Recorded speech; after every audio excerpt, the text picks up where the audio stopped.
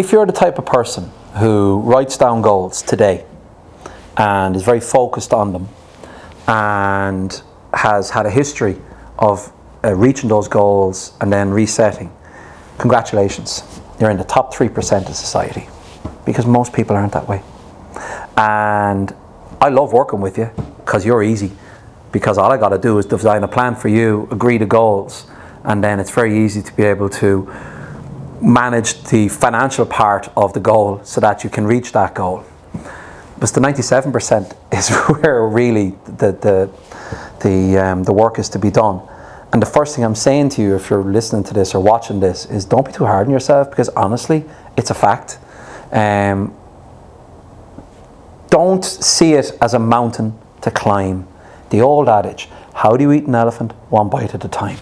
Start with one thing. One thing. Just pick one thing and do nothing for 6 months. Just do one thing. Commit to one thing. I promise I'm going to take 10% of my take-home pay and save it into that account there that I can't get access to. Just do that. Just do it. Make a decision to do it. Do it. Don't write out 10 things, because it's very hard to achieve those 10 things. You got in the situation you're in today because you're the type of person who doesn't write out those 10 things and achieves them. And I'm giving you the permission and the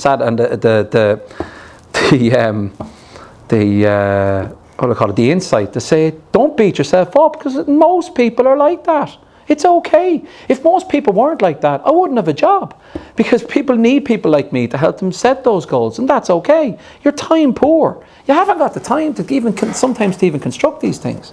So the best advice in terms of setting financial plans is don't overcomplicate it. Set yourself a simple task and do one thing. Once you've done that one thing, great, tick it off the box. Let's do the next thing. And then let's do the next thing. And then what we need to do is start a habit, because all good planning comes from habits, because habits deliver outcomes.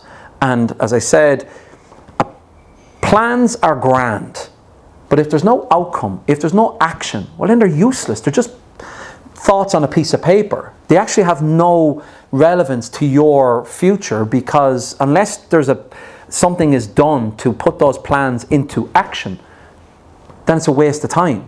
So that's where we help. And so I'm saying the advice is, no matter what you are, we'll help you get the ball rolling. We'll set you a simple task. You'll feel really good about yourself. Geez, that's great. I said I'd do that. Because I spent the last 5 years telling myself I need to do something. Well, there's nothing better than just getting up and doing something. And that's the start of it. So now we'll get you in the habit of doing things. And over time, you'll develop the habits. And then we can start setting some, big, hairy, audacious goals, whatever it is, and we can see if it's feasible using our financial planning software. But don't beat yourself up about having a 10-point plan and everything must be on schedule. We always try to limit it to at least to a maximum of three. We try to limit it to a maximum of 3. And let's achieve those 3. Let's get ourselves on track to achieve those 3. And once we're on track, well then, is there something else that needs to be done?